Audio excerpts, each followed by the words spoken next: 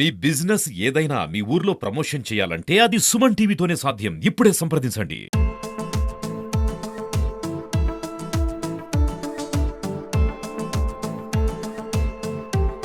Hi viewers, నేను మీ కావ్య. ఇక ఇయ్యాల మా నిజామాబాద్లో ఉండే పసుపు పంట అందరికీ ఎరకనే ఈ ఏడాది రైతు కళ్ళల్లో సంతోషం చూసినాం పసుపు అమ్మినాక. మరి ఒక్కసారి మార్కెట్ యార్డ్ అధికారులతో మనం మాట్లాడదాం. ఈ ఏడాది పసుపు మార్కెట్ ఎట్లా పోయింది రైతులకు సంబంధించి, అండ్ దాంతోపాటు మళ్ళొచ్చే ఏడు మరి రైతులు పసుపు పెట్టడానికి ముందుకొస్తున్నారా, వాళ్ళకి ఇత్తనాలు దొరుకుతున్నాయి, ఇట్లాంటి ముచ్చట్లన్నీ కూడా తెలుసుకుందాం. ఇక ప్రజెంట్ మనతోటి మార్కెట్ యార్డ్ అధికారులు ఉన్నారు, ఒకసారి మాట్లాడదాం. సార్ నమస్తే. నమస్తే అండి. సో మొత్తానికి అయితే చాలా సంవత్సరాల తర్వాత రైతు అప్పుల బాధ నుంచి బయటపడ్డామంటున్నారు. వాస్తవమేనా? పసుపుకు మంచి రేటు వచ్చింది అంటున్నారు. వచ్చిందండి, ఈ సంవత్సరం వచ్చింది. మనము ఈ పాత సంవత్సరం చూసుకుంటే అంటే 2010-11లో 16,160 రూపాయలు అత్యధికంగా పలికింది. దాని తర్వాత ఇప్పుడే ఆ ధరలు వచ్చినాయి. ఈ సంవత్సరం మనకి 18,639 రూపాయలు అత్యధిక ధర పలికింది ఇప్పటి వరకు. మీరేమో మంచి రేటు పలికింది మార్కెట్లో అంటున్నారు, కానీ రైతులు ఇక్కడ పండించే రైతులే, కానీ ఎందుకు మహారాష్ట్ర సాంగ్లీకి పోతుంటుంటారు?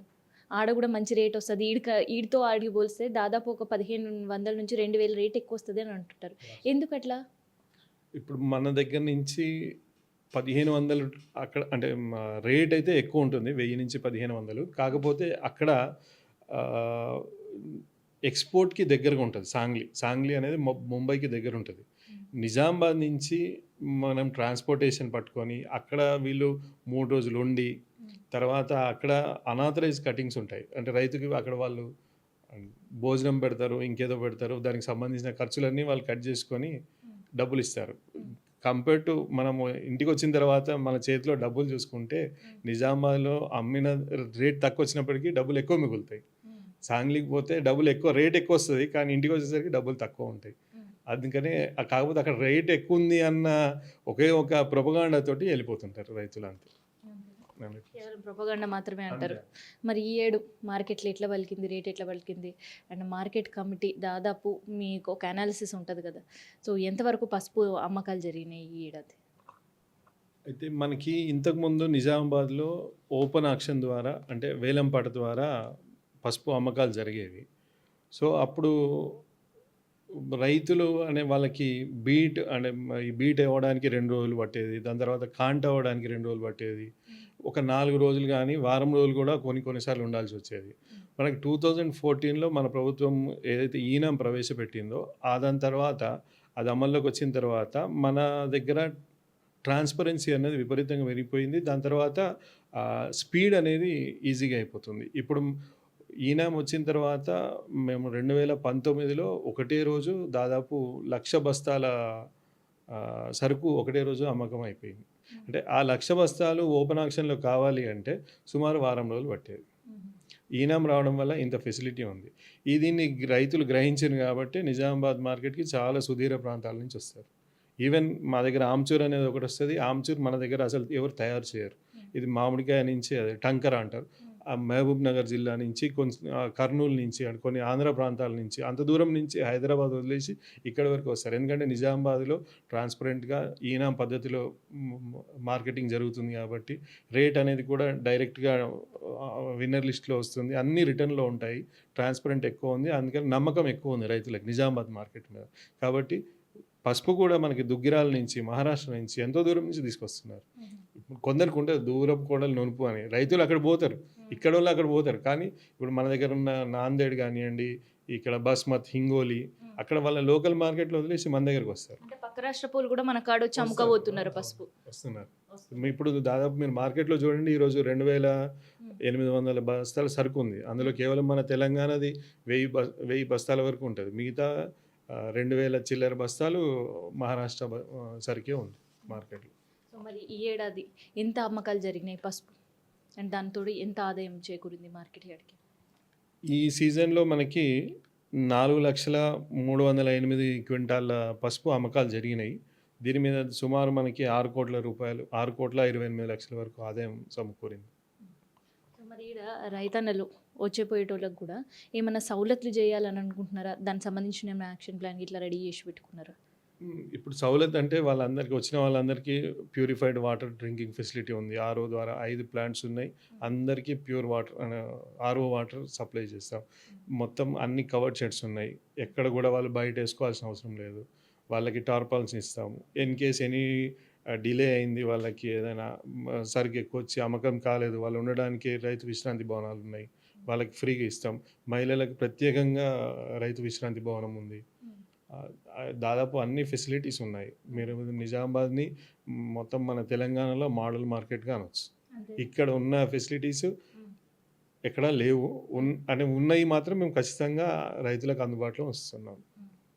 సో ఇంకా కొత్తగా సవలత్తు చేయాల్సిన అవసరం ఈ మార్కెట్లో ఏం లేదంటారా? ఉంటుంది. ఇప్పుడు మేము ఇంకా కొన్ని కవర్డ్ షెడ్స్ ప్రపోజల్ పెట్టినాము. ఇప్పుడు గవర్నమెంట్ మారింది కాబట్టి అవన్నీ ఆచరణలోకి రావడానికి ఇంకా టైం పడుతుంది. ఇంకో 2-3 కవర్డ్ షెడ్స్ అవసరం ఉన్నాయి. కొన్ని రోడ్స్ డెవలప్మెంట్ చేసేవి ఉన్నాయి. కాంపౌండ్ వాళ్ళు అక్కడక్కడ దెబ్బతిన్నది ఉన్నది, అది కూడా రిపేర్ చేయాల్సినవి ఉన్నాయి. కామన్గా ఇప్పుడు ఇది 68 ఎకరాల్లో ఉంది. మన ఇంటికే సంవత్సరంకి ఒకసారి రిపేర్స్ అవసరం పడతాయి. దీనికి ఎప్పటికప్పుడు డెవలప్మెంట్ చేయాల్సి ఉంటుంది కూడా. మేము చేస్తూ ఉంటాం కూడా రెగ్యులర్గా. పసుపు రేటు మస్తుగా వలకడానికి పసుపు సాగు తగ్గడం కూడా ఒక కారణమే. సాగు తగ్గింది, అందుకనే మనకి రేటు కూడా పెరిగింది. అదే దృష్టి పెట్టుకొని మళ్ళా రైతులు ఎక్కువ సాగు పసుపు వేస్తే పరిస్థితి ఎట్లా ఉండబోతుంది?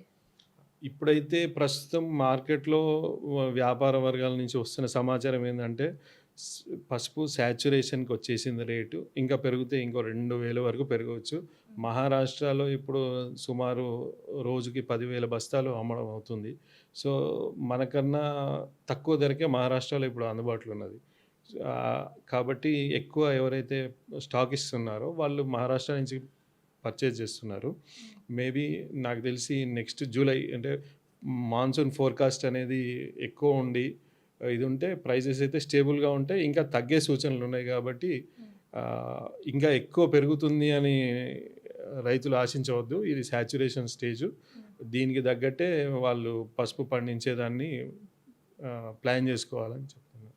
ఇంకోవైపు ఇత్తనం కూడా అందుబాటులో పెద్దగా లేదు ఈ ఏడాది పసుపుకు సంబంధించి అని అంటున్నారు, అది వాస్తవమేనా? దీనికి పూర్తి సమాచారం నా దగ్గర అయితే లేదు. కాకపోతే పసుపు ధర బాగుంది కాబట్టి అందరూ ఎవరు విత్తనం అయితే ఎక్కువ ఉంచలేదు. బట్ విత్తనాని కోసం రైతులకు కొంచెం కష్టంగానే ఉంది ఈసారి.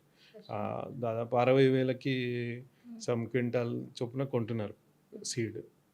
అది మొత్తానికైతే పసుపు విత్తనం ఈసారి దొరకడు రైతులకు కొంత కష్టమే. మరి పసుపు బదులు ఏం వేసుకుంటే మంచిదని చెప్పాలనుకుంటున్నారు మీరు రైతుకి? పసుపు అయితే ట్రెడిషనల్ మా క్రాప్. ఇది ఎవరు ఆపేరు. అంటే కానీ 10 ఎకరాలు వేసే రైతు 5 ఎకరాలైనా వేస్తాడు, 5 ఎకరాలు వేసే కనీసం 2 ఎకరాలైనా వేస్తారు. ప్రతి సంవత్సరం వేస్తారు. రేట్ వచ్చినా వేయకున్నా వాళ్ళకి అది ఏంటంటే సెంటిమెంటల్ క్రాప్ అనమాట. వాళ్ళు కాబట్టి ఖచ్చితంగా వేస్తారు. బట్ ఈసారి ఏంటంటే మనకి పోయినసారి దాదాపు 30,000 ఎకరాలలో సాగు చేసిండ్రు. ఈసారి నాకు తెలిసి 45,000 నుంచి 50,000 వరకు ఉంటుంది. ఇంత 50,000 ఉన్నా మనం రేటు అనేది స్టేబుల్గానే ఉంటుంది. అప్ టు 12,000 వరకు రైతుకు వచ్చే అవకాశాలు ఉన్నాయి. కానీ అంతకన్నా ఎక్కువ పెరిగితే కొంచెం ఇంకా తగ్గుతాయి, రైతు నష్టపోయే అవకాశం ఉంటుంది. ఏడాది మార్కెట్కి వెళ్ళి ఎంత పసుపు కొనుగోలు జరిగింది? 4,28,000 క్వింటాలు అమ్మకమైంది. పోయిన ఏడాది 6,38,000 అయింది. అంతకుముందు ఏడాది 7,60,000 అయింది. నేను సీజన్ల వారీగా చెప్తున్నా. మీరు చూడండి, ఇప్పుడు 4,000 ఉంది కాబట్టి మనకి 18,000 వరకు వచ్చింది. అంతకుముందు 6 లక్షల పైన ఉంది కాబట్టి 8,000 వరకు ధర వచ్చింది. అంతకుముందు 7,60,000 పైన ఉంది కాబట్టి 5,000 వరకు వచ్చింది. అట్లా పసుపు అరైవల్స్ ఎక్కువైతే రేట్ తక్కువవుతుంది, అరైవల్స్ తక్కువైతే రేట్ ఎక్కువవుతుంది. సో ఇదిలా ముచ్చట మా పసుపు మార్కెట్కి సంబంధించి ఈసారి అయితే రైతుల కష్టాలు అయితే తీర్చింది. కేవలం రైతుల కష్టాలే కాదు, మార్కెట్ యార్డ్కి కూడా కాసుల పంట కనిపించింది. అందుకనే ఇక్కడ ఉండే సౌలతు చేయడానికి కూడా అధికారులు ప్రణాళికలతో సిద్ధమైపోతున్నారు. సో ఇది ఈ ఏడాది పసుపు మార్కెట్ సంబంధించి ఇత్తనం కోసం రైతులు పడుతున్న తిప్పలకు సంబంధించి మంచి రేట్తో ఇంటికి మళ్ళీ వెళ్ళిన రైతులకు సంబంధించిన ఇన్ఫర్మేషన్. కెమెరా పర్సన్ శివతో నేను మీ Kavya, Suman TV, market yard.